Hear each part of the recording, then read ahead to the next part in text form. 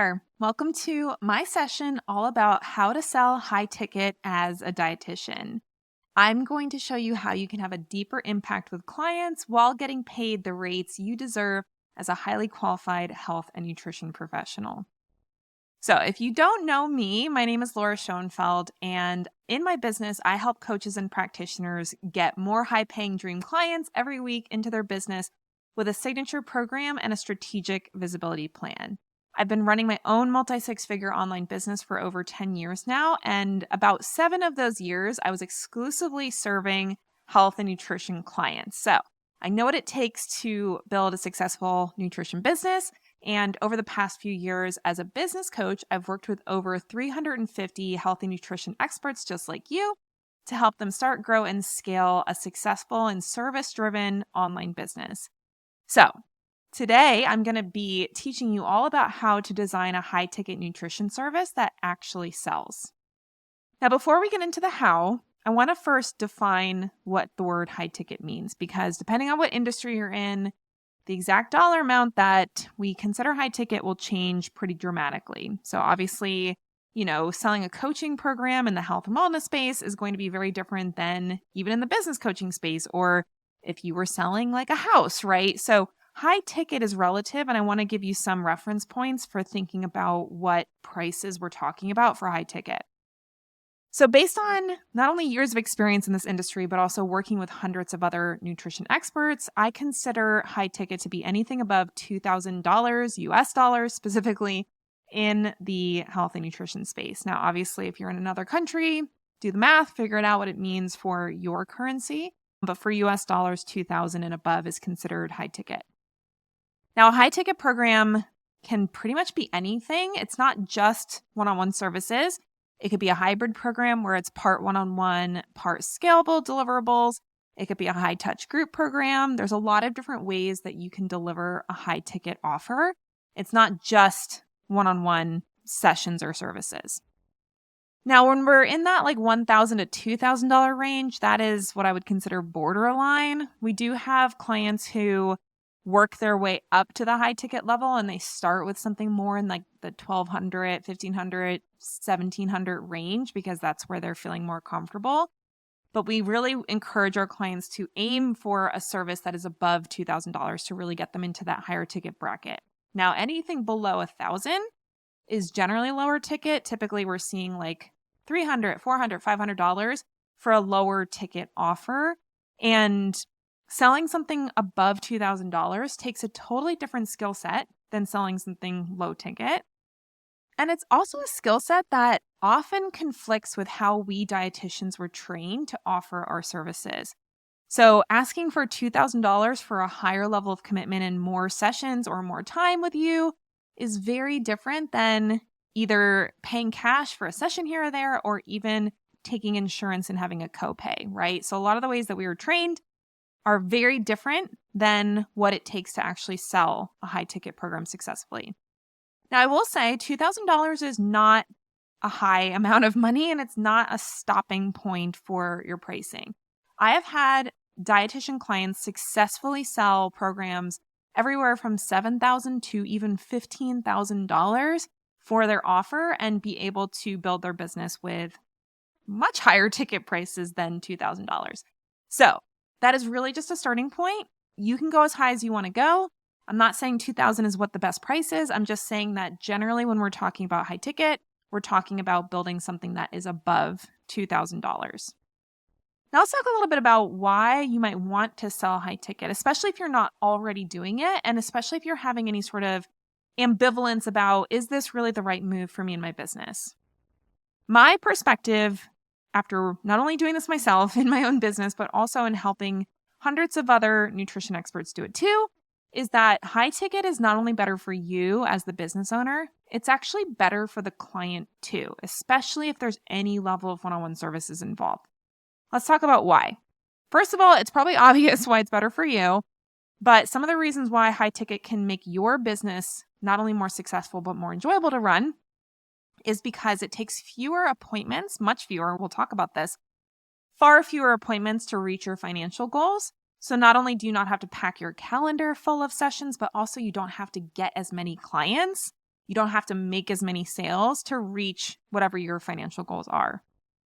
It gives you more time and space to meet your own needs and support your nervous system. So again, rather than seeing clients all day, 12 hours a day, all sorts of face-to-face time, you can have a really spacious calendar, serve your clients well, and also make sure you're taking care of yourself.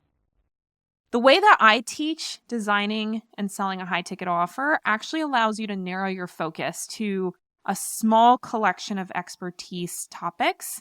And that means you don't have to be an expert on every single condition out there, which I know for most dietitians is why you started your business in the first place. You were sick of having to go from talking about, okay, you had a heart attack, let's give you your heart healthy diet. And then, okay, now we're going to talk to somebody who just got a feeding tube. And now we're going to talk to somebody who, is just had a baby, like going all over the place, working in more of the conventional dietetic settings is exhausting. And it makes it very difficult for you to actually get very good at being a service provider that helps people get results. So rather than talking to everybody about every single little thing that could possibly be happening in their body, you get to narrow your focus and really drill down into that expertise and become an actual expert in the area of focus that you've decided to narrow down into. I find that most people have much more enjoyment in their business when they get narrow and specific and not have to speak to every single condition under the sun. So what this means is more money and more free time for you, which leads you to be a happier RD. Now let's talk about what makes this better for the client.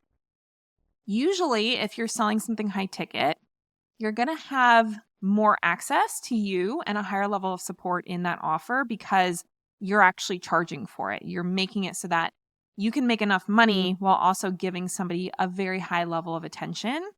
People love personal attention. So I know that there's opportunities to scale your business and to get to one-to-many, but people are always willing to pay for more support and more access to you.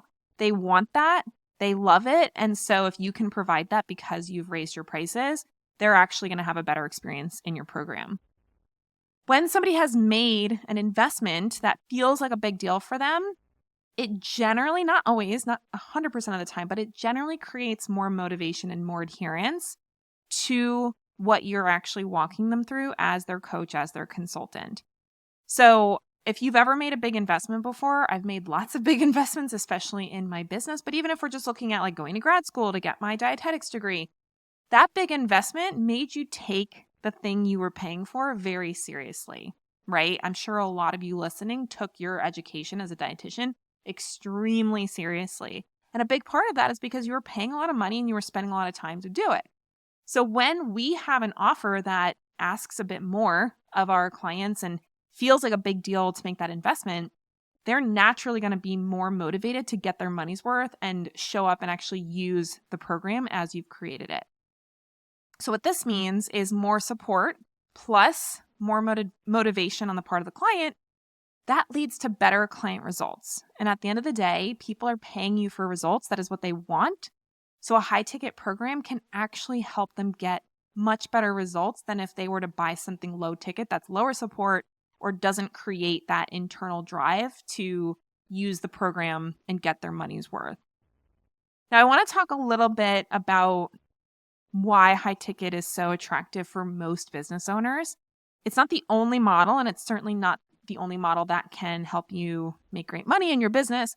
But for most people, especially if you're not somebody who wants to spend all of your time on marketing or on social media or on this, like the front end of your business, bringing in new customers, high ticket is the far better way to build your business. So I want to do an illustration to help you understand this. Let's look at, this is a quadrant framework, and basically we're going to look at the y-axis, which is your audience size. That means how many people are you speaking to on a day-to-day basis? This could be your email list. This could be your Instagram list. Is it small or is it big? And I just put some somewhat arbitrary numbers there. I consider a small audience to be anything under 1,000. So if you have like 500 Instagram followers or you have, 200 people on your email list, that's a small audience. A big audience, it could be, hundreds of thousands of people, but I look at, especially with social media, the bigger audiences are the ones that are getting above like 30,000 followers. This is a spectrum though, right? Obviously, there's a lot of numbers in between 1,000 and 30,000, but basically this is a spectrum of, do you have a smaller audience or do you have a bigger audience? On the x-axis, we have your program price. I talked to you about the numbers here already, but essentially a low ticket offer is something under $1,000 and a high ticket is over 2,000. So low ticket might be like 300 or 400 and high ticket might be like 3 to 4,000. So first, let's talk about if you have a small audience, which to be fair, most people I work with have small audiences. It's relatively challenging to build a big audience, especially nowadays when there's even more competition than ever before. And for most people, they do not want to have to build a huge audience to have a successful business. So if you have a smaller audience, if you're like under 1,000 or even under 10,000, honestly, if you're trying to sell something low ticket to a small audience, you're going to be left broke and struggling. So if you're trying to sell a $300 offer and you have 100 people buy, I think that's like $30,000 if you have 100 people buy in a year. So if you have 1,000 people in your audience, that's a 10% conversion rate. That's actually quite high. So that would be relatively unusual to even make that many sales on a small audience. And so you're essentially trying to make even a full-time salary on something that's never going to get you there. So when people talk about making affordable offers, affordable in quotes, or staying low ticket or being accessible or whatever they're thinking, and they have a small audience, they're basically saying, I don't care about making money in my business. And I'm totally fine if I basically make like part-time, dietetics position level money, which if that's what you want, that's great. Most of my clients don't want to make 20 to 30,000 a year, right? Like they want to make more and they don't want to have to be selling to hundreds of people to make even a full-time income. So that's why when we're combining a small audience with a low ticket offer, that's one of the few business models that does not work at all. And it's one of the reasons why low ticket can be a really difficult way to have a successful business. Now let's talk about if you have a bigger audience and a low ticket offer. The people that I work with that do sell low ticket as their primary offer, they'll all tell you most of their time spent in their business is in the sales and marketing side of their business. So I have a client who sells a $300 to $400 mostly DIY group program. There's a discount that she offers on her webinar for $100 off. So most people are buying it for like $297. And she has an audience of, I think, like over 50,000 or 50,000 people at this point on Instagram. And she's spending tens of thousands of dollars on paid ads to get people into her funnel. So most of what she works on in her business is monitoring her ads, changing her messaging, creating social media content, building her audience. And that's great because she doesn't mind doing that and that's how she wants to spend her time. But most people that I work with do not want to spend the bulk of their working time on the marketing side of their business. So if that's you, if you're like, I don't mind marketing and I'm happy to do it to get clients, but I do not want to be spending 20, 30, 40 hours a week creating content or managing Facebook ads, then a low ticket offer, even with a big audience, is probably not going to be a great fit for you. So it's not that it can't be done. And I do have clients that are doing it successfully, but for a lot of people, that's not the business model that actually aligns with how they want to spend their time. Now let's talk about if you were selling a high ticket offer and you had a big audience. This is a little unusual, but it definitely happens. Usually if you're somebody in this situation, you're going to have to manage a team to be able to deliver on a high ticket program at the level of service people are expecting when you have a larger influx of people. So I will say that this can be a very financially lucrative type of business, but the caveat is that you're signing up to be a team leader, a manager. You're signing up to actually probably spend a lot more time managing other members of your service team than actually serving clients yourself. Again, nothing wrong with this. And if this is what you want to do, then this is certainly something that can be done. But this is not an easy business model for most people to both have a high ticket offer with large sales volume as well as a huge audience. Because now you're also doing all that full-time marketing stuff. Plus, you're also making sure that your clients are getting a high quality service for what they're paying for. So again, definitely a very profitable business and can be run very effectively. And We have clients that are scaling their businesses that are happy to manage team members, and they're very happy to expand their business that way. But for most people, that's not the dream that they had when they started their business. So what was the dream that you had, right? Like maybe it was just, I want to make good money. I want to have a flexible schedule. I want to connect with people on a deeper level, and I want to work with the kind of dream clients I want to work with. This is where the high ticket offer with a smaller audience comes into play. And this is what I call the successful solopreneur. I call it a solopreneur because for most people, managing a small audience with a high ticket offer does not require a team at all. Or if you're going to have any sort of team members, it's probably just like a part-time VA at most, doing some of the work that you don't necessarily want to do. This is how I built my business to over $250,000 a year as a nutritionist. My audience was bigger than 1,000, but I know I worked for a while to even get it to that 10,000 mark. And the 10,000 mark was even just the goal because at the time, the swipe up feature on Instagram only worked if you had 10,000 or more followers. So I had a relatively small audience, but I had a $250,000 a year business, and I did not have to see clients back to back. And it was a very comfortable business to run. And I think I had like a 20-hour a week VA at most. She might have even been 10 hours a week at that point. And I had somebody who helped me with my blog. That was it. So all of that to say, I find that most people, that is the sweet spot for their business, is to not have a team or have just a couple of part-time people at most to support the various parts of running the business. And they're making great money. They're making six figures, maybe multi-six figures. Some people can even get to seven figures in this solopreneur type of role. And they do not have to be this expert marketer that's growing a huge audience. So I hope that this illustrates for you a big reason why high ticket can be so valuable. It really allows you to focus on the service part of your business and working with clients and really going deep with the people you actually feel called to serve, rather than feeling like you have to spend most of your time learning how to market yourself. Now, I also want to give you an example of what this can look like with your schedule, because that is a huge reason why a lot of people become a business owner in the first place. They do not want to have that like 9 to 5, corporate type of schedule. But what they don't realize is the way that they're building their business is heading them in that direction anyway. So if you want to do $100K a year in revenue, this is not income. This is not what you're keeping for yourself. But if it's just sales for the year, it's just about $8,400 per month in sales. A little less, but I just wanted to round up to make it easy to understand. That amount of revenue will probably net you somewhere around $60,000 to $85,000 in personal take-home salary, depending on the expenses or any business investments you're making. So if you're investing in continuing education or paid advertisement or business coaching, expect to have at least a 15, 20, 30% expense rate on your total sales, if not more. Now, 60 to 85K is not a bad salary. You could totally do a lot better than that as a dietitian, but it's fine, right? It's not anything to look down on, right? Now, imagine you're selling single sessions at $120 an hour, and let's say that you're taking insurance and that's what you get reimbursed for every hour of face-to-face time. In order to reach $8,400 per month in total sales, you need to conduct 70 hours of client sessions every month to reach that $8,400 in revenue.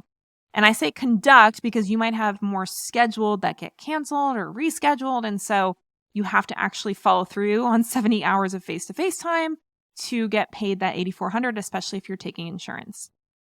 This is also assuming you don't take any time off and that you have 100% attendance for calls, because the worst is when people book a call and then they don't even show up and now that hour was wasted. So if we're having 100% attendance, then that's about 16 to 17 one-hour appointments every week just to get to that $8,400 a month in sales.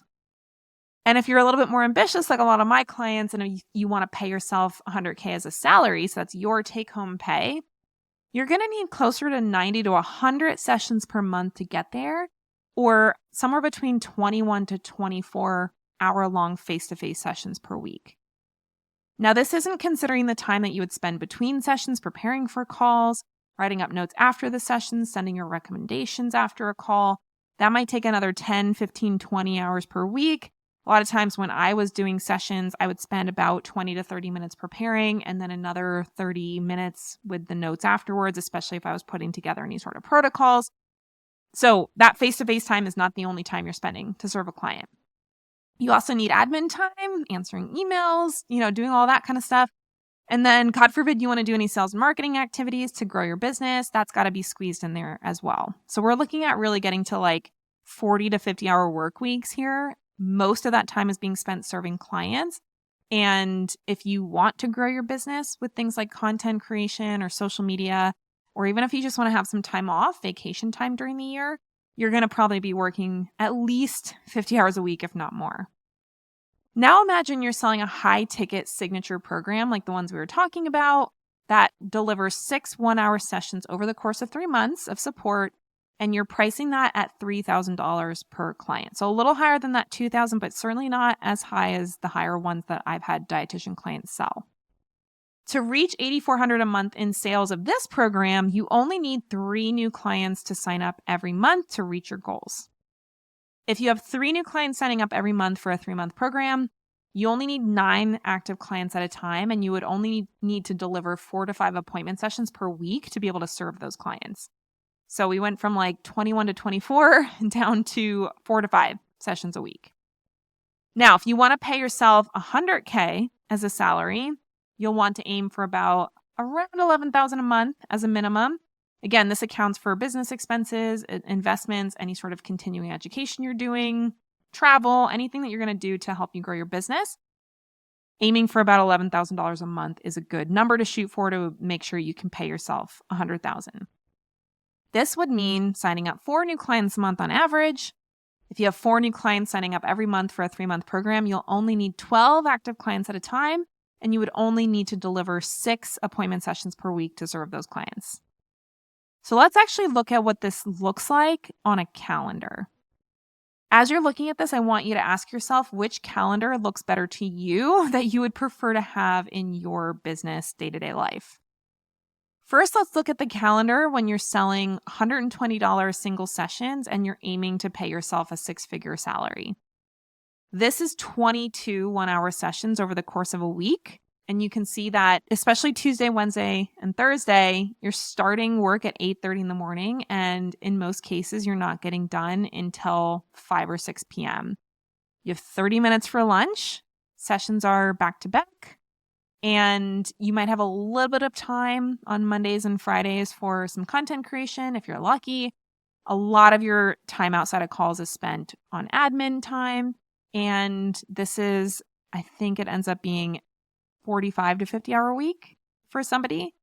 And again, this is assuming you're not taking breaks. You're not, having an hour-long lunch break. This is a very packed schedule. And unfortunately, this is the schedule that a lot of people that I work with come to me with, and they are just totally burnt out. They feel like a shell of a person. They don't have any personal life. They barely take care of themselves. They barely exercise. They're like shoving in lunch in the middle of the day. And they didn't leave a corporate type of position to have this be their business. So if that's you, just trust me, this does not have to be how it is, but this is what is going to happen if you want to have a higher salary and sell single sessions or take insurance or just charge lower ticket for your offer. Now let's look at the schedule of somebody who's selling that $3,000 3-month program and serving 12 clients at a time. This person starts work at 9 and most days is done somewhere between 4 and 5. This person decided they want Friday off, so they literally don't work on Fridays. This is a 4-day work week. Mondays and Thursdays are totally focused on sales and marketing, content creation, getting themselves out there in front of the audience they want to work with. And even on their days they work with clients, they have a full 1-hour lunch break. None of their sessions are back to back. And they really only have to take like 3 sessions a day in those 2 days to be able to serve the clients that they have. So now I want you to look at these, and I know it's a little bit of a facetious question, but which of these calendars would you rather have to be earning a 6-figure income? I know for me, it's no question. Not only would I prefer the calendar on the right, but as a mom of young children, I cannot have the calendar on the left. It's just literally not possible. I would not be alive. So if you're like me, you need the calendar on the right to be able to balance your personal life with the things you're doing in your career. And that is the kind of calendar you set up your online business for.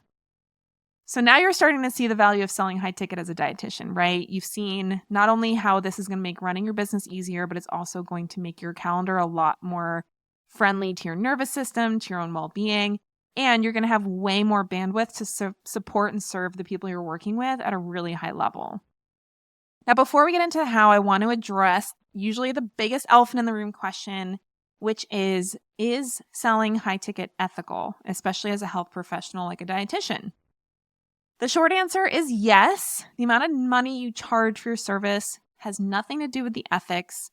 And it's especially not related because as dietitians, we are not offering a life-saving service that cannot be obtained elsewhere. If somebody doesn't want to pay the rates we're asking, they can work with somebody else. I can almost guarantee that you are not the only person in the world who does what you do. And that's a good thing, right? There's options. People can go work with somebody else. Maybe that person takes their insurance. They don't have to pay anything. And it's not like we're surgeons that if somebody doesn't get the surgery, they're going to die, right? Like we're not selling something that is what you might consider like a human right, which is the right to be alive, the right to life-saving services. At least in the West, we consider that to be something that people have the right to obtain. Our services are improving people's quality of life. And an improvement in your quality of life is not a human right. Yes, we have, the right to pursue happiness in this country, but we're not guaranteed happiness. We're not guaranteed the best quality of life.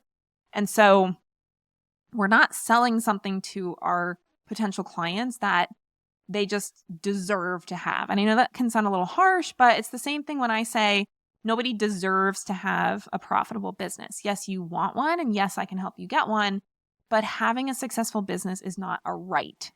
It's something that you want, and it's a privilege if you can have it, and it takes a lot of work, and it takes a lot of dedication, and it takes commitment, but it is not something that you are just guaranteed to have access to, right? So any quality of life improvements are things that are non-essentials. And in most cases, somebody could find something cheaper if they really don't want to pay your rates. So I look at when we're talking about prices, if we were, let's say we had a cure to cancer and we wanted a price gouge and be like, everybody needs to pay me $100,000 for this cure, which honestly, if they find a cure, it'll probably start at a higher rate anyway. And you're making it so that people cannot remotely afford it. And it's the only option for them. And if they don't get it, they're going to die. That's where I feel like we're talking about an ethical issue. But again, as dietitians, what we do is valuable, but it is not life or death. And we're not the only ones in the world who can do it for people. Now, my perspective is what actually makes an offer ethical is whether or not you deliver on what you promised as part of the offer when the sale was made. So it really has nothing to do with the actual dollar amount that was charged and everything to do with, are you actually giving the person what you promised when they decided to pay you? So think about it this way. If you go to McDonald's and you buy a family platter meal or something, I don't know if they sell that, but let's just pretend that they do. And it's $20, you pay, at the counter and you're waiting for your food, and they never bring the food out and they refuse to give it to you. Compared to if you pay $3,000 for a family vacation, and when you get there, it's even better than you expected. The hotel staff is treating you like royalty. The food is amazing. The beach is amazing. It's just this amazing experience, but it was $3,000. What do you think is the more ethical experience? The $30 McDonald's family meal that never actually got delivered to you? Or this $3,000 family vacation that is just mind-blowing and you're like, this is even better than I thought. So it's a little bit of a silly example, but you can see that the dollar amount is not actually what the ethical concern is in that scenario, in that fictional scenario. The concern is, did actually you get what you thought you were paying for? So that is where the ethics comes into play. And so as the provider, as the business owner, as the coach, the consultant, the dietitian, our responsibility is to deliver on what somebody was expecting when they paid. It's not that, there's some arbitrary dollar amount where all of a sudden it's unethical. Now, what makes it even more ethical, in my opinion, is that if we want to be successful in online business, Our goal is actually to create an offer where the client is getting the better end of the deal. So when somebody pays us and they invest in our program, they invest in our services, they invest in working with us, our goal should be that they walk away feeling like, oh my gosh, I got so much value for what I paid. I would have paid 10 times that amount. And I've had clients say that before when we've done like testimonial collections where they say like, I feel like the NBA program was worth 10 times what I paid, right? And so if that's your goal to have that experience for somebody, that regardless of the dollar amount makes the price point not only totally ethical, but it's actually client centric. You are aiming for somebody to feel like they got more from you than you actually got from them. And that's where ethics really come, like there's no question of whether or not you're being ethical. And again, it doesn't matter what the dollar amount is. You're delivering more than even what you promised, and the person is more than satisfied with what they invested in. Now, as a bonus, if you're somebody who does really feel strongly about access and accessibility and having options for people, you can actually accept insurance as part of a high ticket offer that you design if you want to reduce the overall cost for individual clients. So I've had dietitian clients in our business program design, let's say it's like a $3,000 program that if somebody buys it in cash, they pay $3,000. But if somebody's insurance will cover the face-to-face sessions for the program, they only have to pay $900 for that full program. And the program includes more than just the sessions. There's behind-the-scenes support, there's physical materials, there's videos, there's, all this stuff that goes into the service. But that person does not have to pay the full $3,000 to get access to the full program. So the cool thing about that model is that you can still earn $3,000 for every client that you work with, but the person who's buying the service does not have to pay the full $3,000 because their insurance can cover part of it. So that's a really great model if you do take insurance that can both create that accessibility that you want to have while also ensuring that you get paid what your services are worth and that you can take care of yourself with, your open and non-stressful schedule. Okay, so I did enough preamble here. Let's get into the nitty-gritty of how to create a high-ticket nutrition program that actually sells. So I'm going to go through 7 elements of a high-ticket nutrition program that actually sells to your dream clients. And just for fun, I gave everything the same starting letter. So we're going to start with your program promise. We'll move on to your perfect prospect. We'll talk about your proven methodology. We'll go over perceived value. We'll talk about personalization and support. Then we'll go over payment options. And then finally, we'll discuss proactive urgency. All right, so let's start with program promise. The program promise is the highest value result that your program is designed to consistently help somebody achieve. This is a decision you need to make when you're designing your offer because in theory, your program could probably help with a lot of different things. But when we are not only designing the program, but then marketing and selling it, we need to narrow in on what is the most important thing and the most valuable thing that we can actually help somebody achieve when they sign up to work with us. Now, you can probably guess that to make this decision, it does require that you narrow down your niche. You need to have a target market. You need to know who you help and what problem you solve for that individual. But this even goes beyond your niche and really gets into what is the thing that you do best that is highly valuable to your ideal client. The reason this is so important is because people invest in results. They really are not paying you for your time, even though, technically people will pay more for more access to you. They do not actually really care about how much time they get if they are getting results. Think about it this way. If you had a magic pill that solved your ideal client's biggest health problem in an instant and they just had to take one pill, and then you were like, okay, you have that option, $5,000 for this pill. It's going to solve your health problem for good.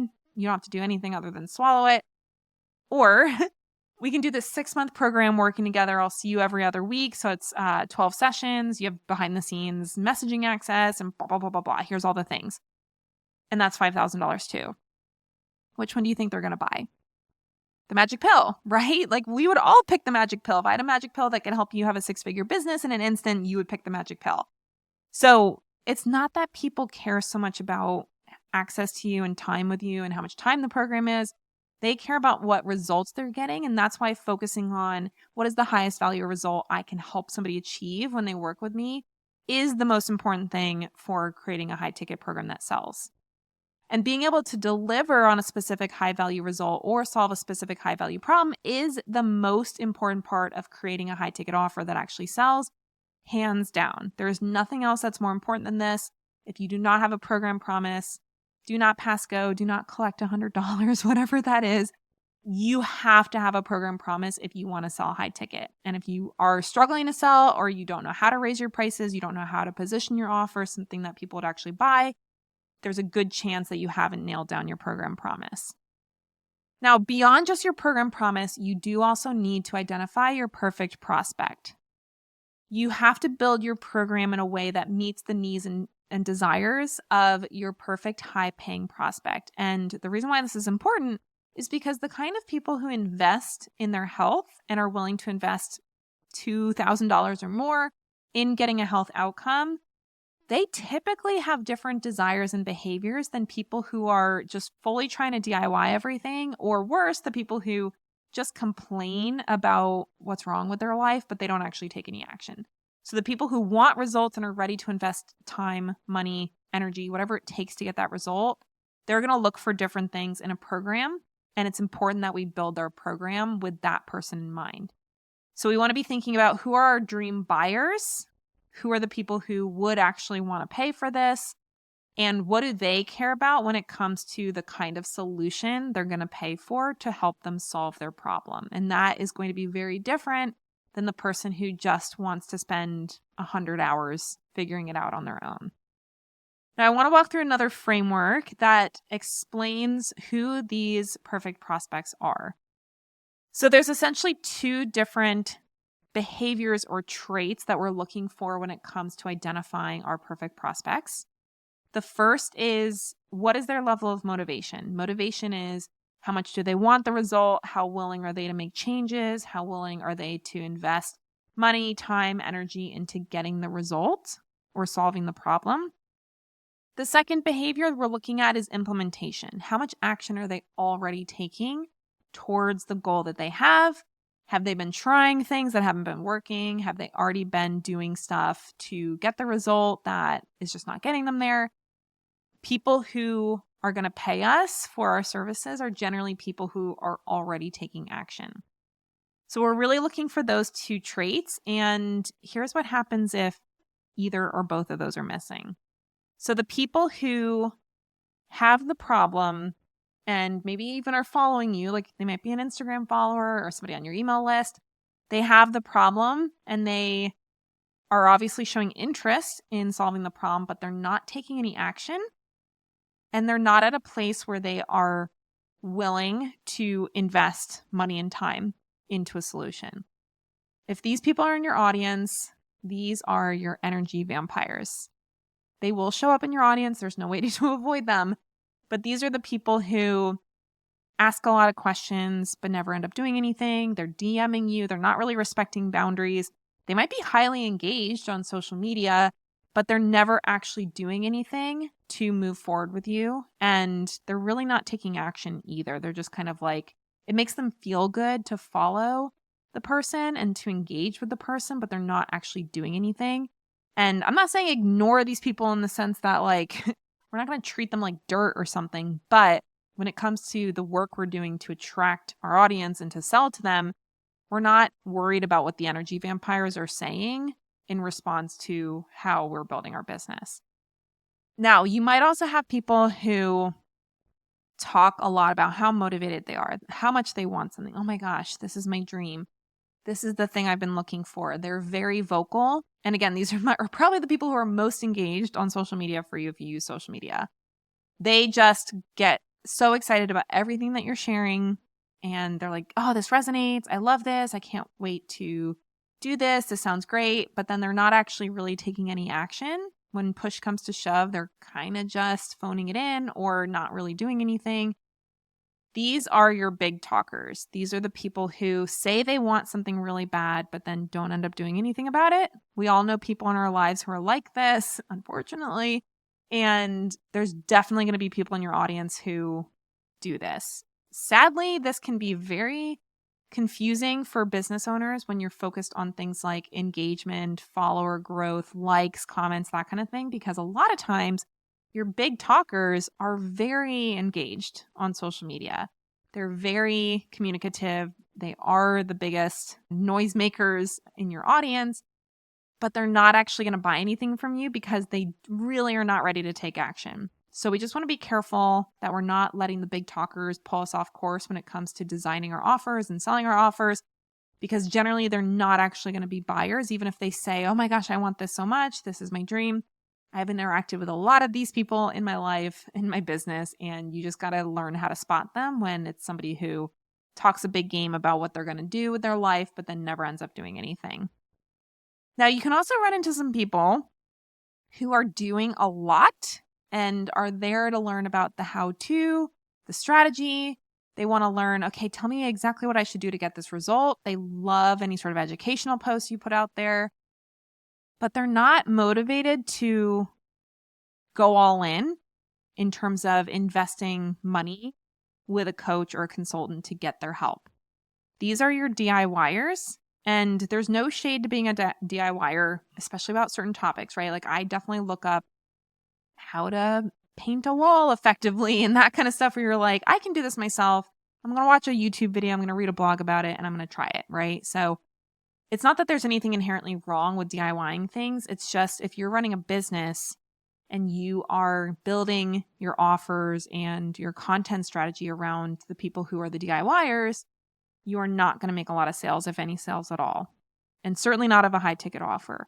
So we have to be careful that we are not letting the DIYers distract us as much as the big talkers do, because these are the people who really love, especially your how-to information type content, but they're going to take it and go do it themselves if they can, as opposed to actually paying you money to support them in the process.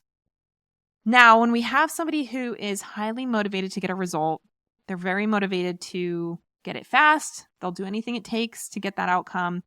And they are already putting action into place. They're already trying things. They're already changing their behavior, eating differently, exercising differently, and they're just not getting the results and they're getting frustrated. These are who I consider to be your perfect prospects.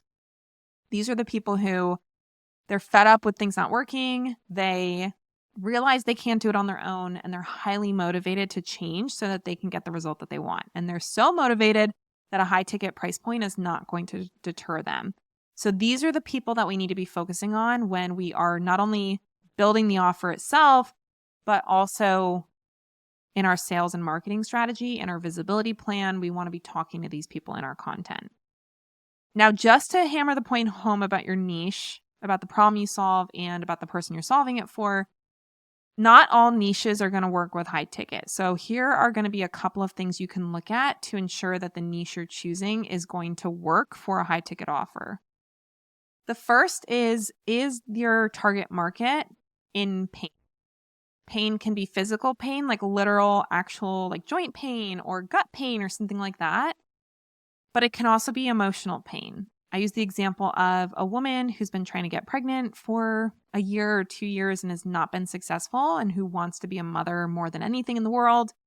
Her inability to get pregnant is causing a lot of emotional pain. And that's a big reason why fertility clinics can get away with charging $30,000, $60,000 to help somebody get pregnant. And people will pay that because they are in a lot of emotional pain and they trust that the fertility clinic can help them get the result that they want, which is a healthy pregnancy and a healthy baby.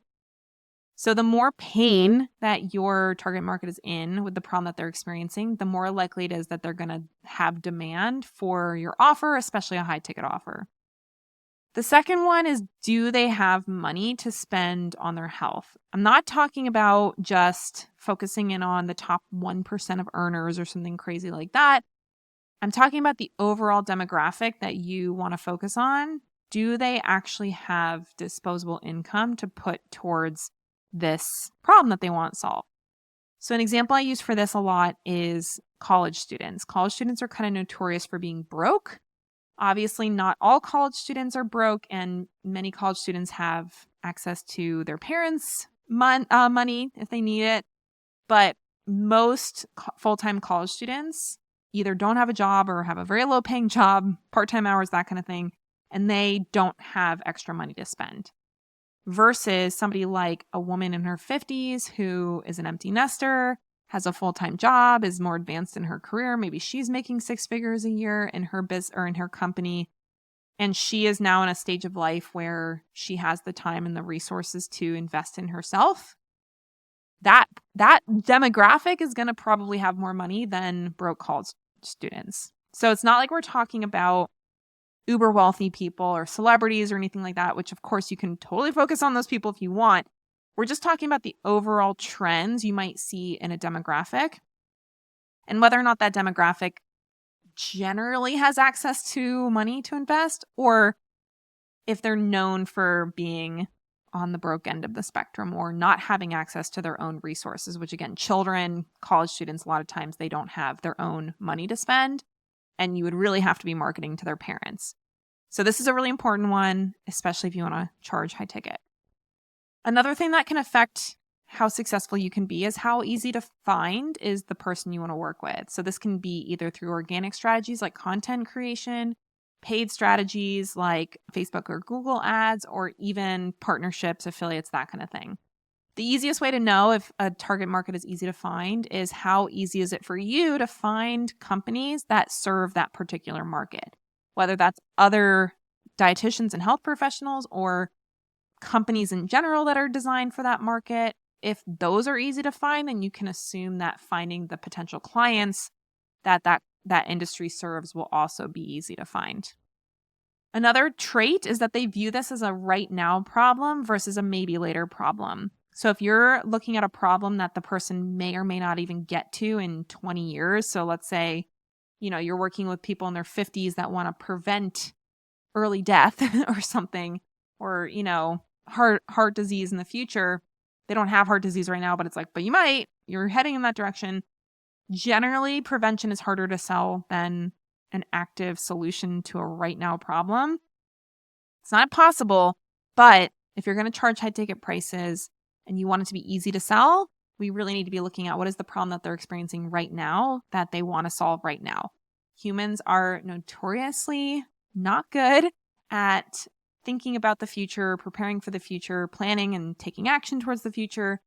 And we just don't want to make it hard for you to find those people that are like the super proactive types that are just 20 years ahead of the game, right? Like we really want to talk to somebody who's in that pain now, and it's not the potential may or may not happen in the future type of pain.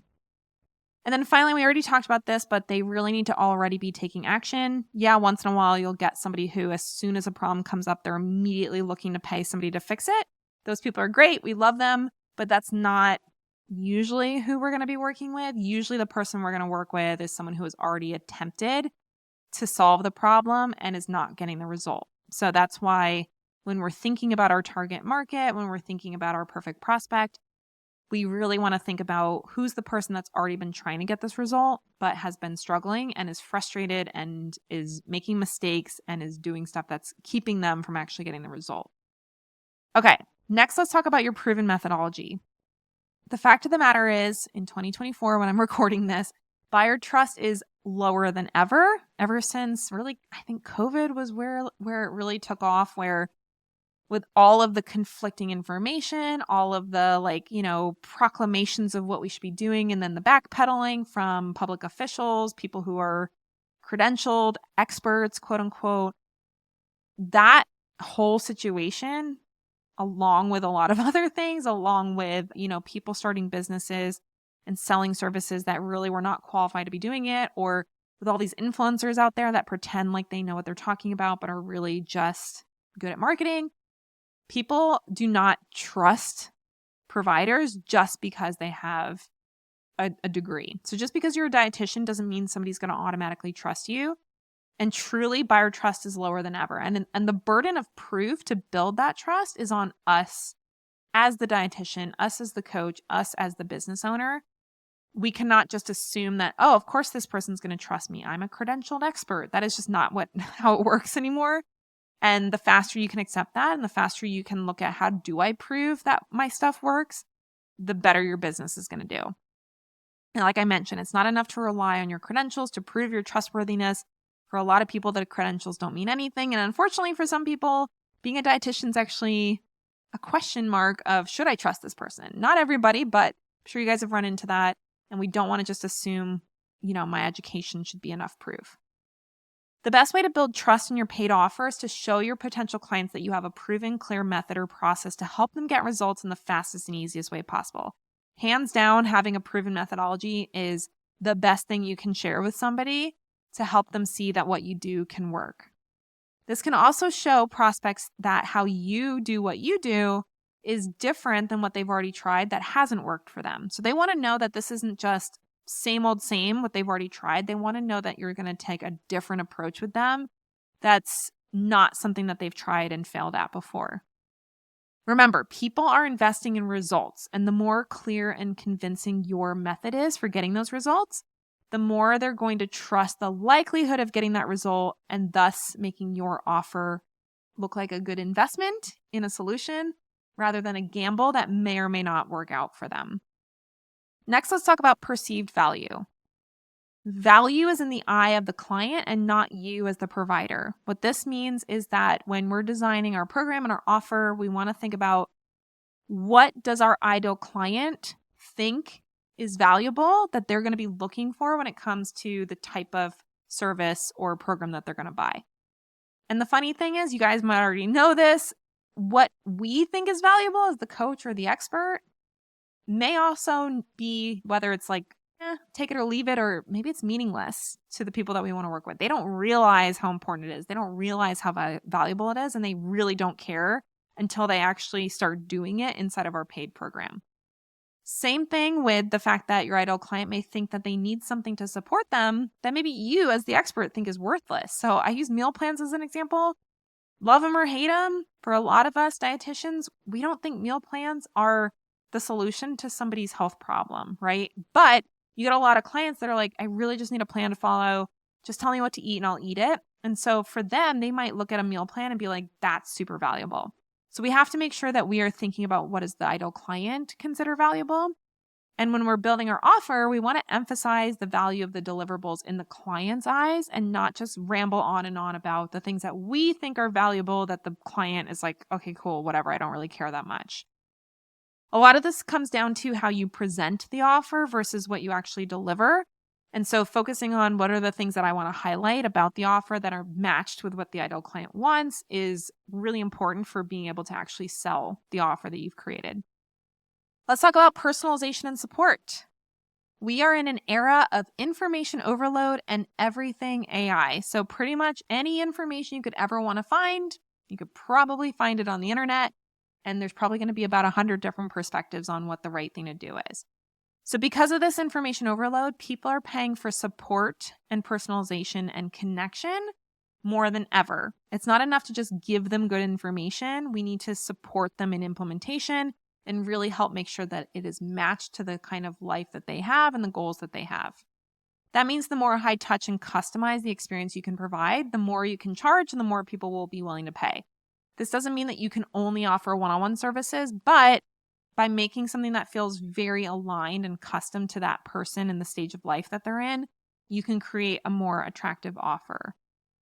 That said, I have clients selling, whether it's a high ticket hybrid or a group program where it's mostly group deliverables, maybe a couple sessions here and there to ensure personalization opportunity. Those type of offers are doing quite well at the higher ticket price point. And they might only have to deliver a couple of one-on-one sessions to create that personalization. So don't feel like the only way to make a valuable offer is to just give the person more of you. There are great ways to increase that high-touch experience in a scalable way. All right, let's talk about payment options. When selling high ticket, many people are going to need or want an installment plan or even alternative financing options to make the investment work. Not everybody's just going to have $3,000 laying around or a credit card with that amount of space on it. So we want to make sure we give some options here. So here's how to do it practically. One, you can include a monthly or weekly installment plan in addition to your pay in full option. So if you have a $3,000 offer, maybe you have a 6-month payment plan at $550 a month. I usually recommend charging a little bit of interest on your payment plan because there is some work involved with collecting payments and making sure payments are going through and dealing with failed payments. So a little bit of an interest charge or a convenience fee on a payment plan is totally reasonable. You can also partner with external financing services like Afterpay to offer very extended financing that actually pays you up front. So you get close to the $3,000 if you're charging $3,000 minus the processing fees. And the customer can pay even up to like a 12 to 24 month payment plan and make it super, super affordable to pay off the balance. So that is something that you can access depending on how you sell your stuff. And that can be really attractive to people who maybe don't want to be paying in full. And finally, I mentioned before, if you take insurance, you can use insurance to cover the cost of your face-to-face sessions and then use cash pay to cover the other deliverables. So something like a $3,000 offer can be knocked down to $900 for the person to pay. Add a payment plan to that. Maybe they're paying $330 or $350 a month to cover the payment plan, and it's a totally different offer, and you're still getting paid the rates that you deserve. All right, finally, let's talk about proactive urgency. We do need to include some intentional decision pressure in our offers to encourage people to not sit on the fence and just like kick the can down the road saying like, okay, I'm going to think about it. And then they go away for a month or a year, right? I've had people come back like years later and be like, okay, I'm finally ready, which we want to try to avoid that, right? Like we want to capture their peak motivation, their peak readiness when we're having that sales conversation. And sweetening the offer a little bit to encourage that fast decision can be a great way to do that. Now, some niches do have urgency built in by the nature of the health condition. So, something like cancer, people are probably not going to put off healing their cancer. Pregnancy, there's a expiration date on being pregnant. So somebody's going to want to get that solved if they're dealing with pregnancy symptoms or they want to get their healthiest pregnancy. They can't wait on that, right? So there are some niches that you're going to have that urgency built in. But many other niches need that extra encouragement to help them take the leap and not push it off and say, okay, I'll do this when I'm ready. So to do that, you can add some level of urgency or scarcity to the offer so that people make their buying decision within a few days. I usually don't like to go more than like 72 hours if I can avoid it as far as the fast action bonus is concerned. But the decision does not have to be a yes, right? Decision means yes or no. We just want them to make a decision in a reasonable amount of time. We're not trying to twist their arm into working with us. So examples of urgency and scarcity include discounts that are limited time, bonuses that they get if they sign up within a time, complimentary add-ons like testing or extra sessions, extended support access, anything you can do to give them a little bit more or charge them a little bit less if they make the decision to join within a certain time frame can be a great way to help people get off the fence and work with you now rather than pushing it off until later. And this is especially important with a high ticket offer because for a lot of people, spending a lot of money on their health, they want to think about it, right? And we're not saying they have to make a decision on the call or within an hour or something. It's just we don't want them putting it off and not getting the help that they need, even when they said they really want it and they're ready and they have the money to invest. So that is what the incentives can do to help that person just get off the fence and make that decision a little faster. All right, so to review, we have the 7 elements of a high-ticket nutrition program that actually sells. That is the program promise, the perfect prospect, your proven methodology, the perceived value, the personalization and support you provide, the payment options you offer, and the proactive urgency you've built in. So to take action, your next steps are to decide on your high-value program promise, which partially includes nailing your niche, identify the perfect high-paying prospect who is ready and excited to invest in support, organize your proven methodology into a clear results-oriented process.